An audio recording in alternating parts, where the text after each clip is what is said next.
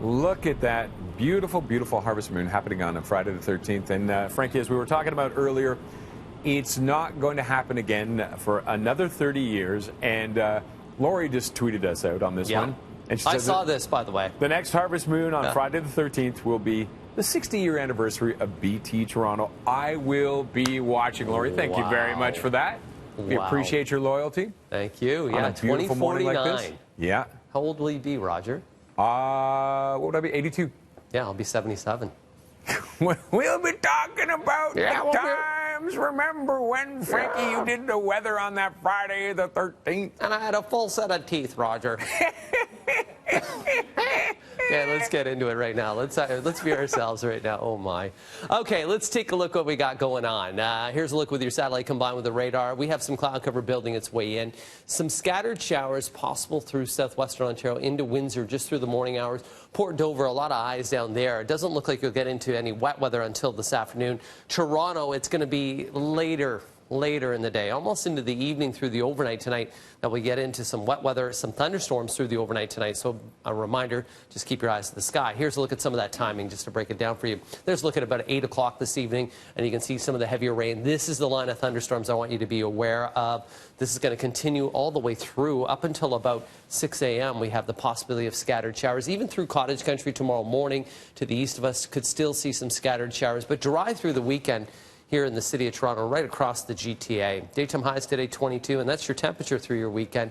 Both Saturday and Sunday, partly cloudy skies and highs of 22. In 2049, Stephanie will be 34. I'll be like 30. Yeah, because I'm a child.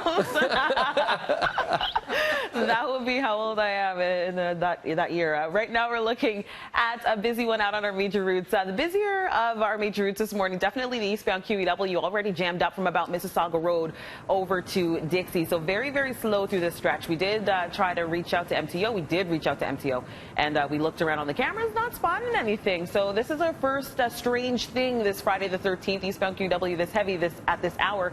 The eastbound Gardner, that's filling in from the Humber Bridge over to about Dufferin, and that is all just typical volume delays. So otherwise, we're looking at typical volume delays on the rest of our major routes.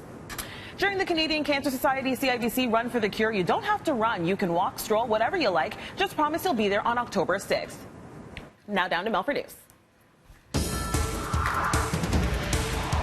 And happening now, we continue to watch this story. 2 homes under construction in Scarborough, heavily damaged from an early morning fire. We're going to bring you back to a live look at the scene right now. This is what's left of these homes. A blaze on Westbourne Avenue, which is near Victoria Park and St. Clair. Heavily damaged, as you can see. The flames erupting just before 4 this morning in the garage of one of those homes, quickly spread to a second structure. It appears that both homes were very close to being finished. Right now, no word on a cause. Also, no reports of any injuries. Crews will be keeping an eye on this scene. Well, Toronto police have now identified the victim and suspect in Wednesday's deadly machete attack in the city's East End.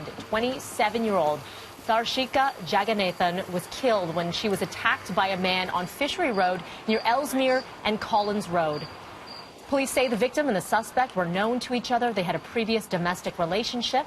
38-year-old Sasakaran Thanapalanasingam made a court appearance yesterday to face a charge of first-degree murder.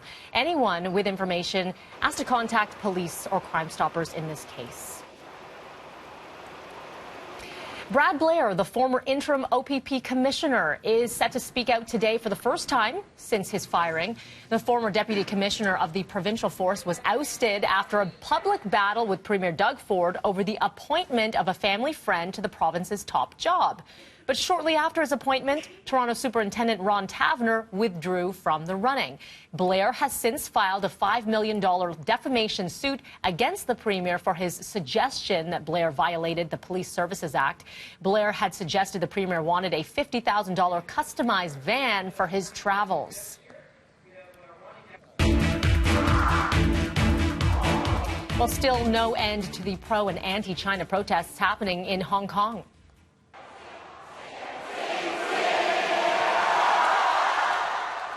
Dueling protests inside a shopping mall in Hong Kong. pro-Beijing supporters waving flags, singing the Chinese national anthem, while pro-Hong Kong supporters showed up to stare them down. The anti-China protests started back in June in opposition of an extradition law, which has now been taken off the table. But those demonstrations have now turned into a broader protest, into calls for democracy. There were no arrests reported at today's event. Recovery crews searching for some of the 11 victims of a capsized boat in the central Indian city of Bhopal. Just 5 of the 16 aboard the boat were able to get rescued. The boat overturned, sank as participants celebrated a Hindu festival on the water. 2 men reportedly still missing. This boat, designed for just 10 passengers, had as many as 18 on board.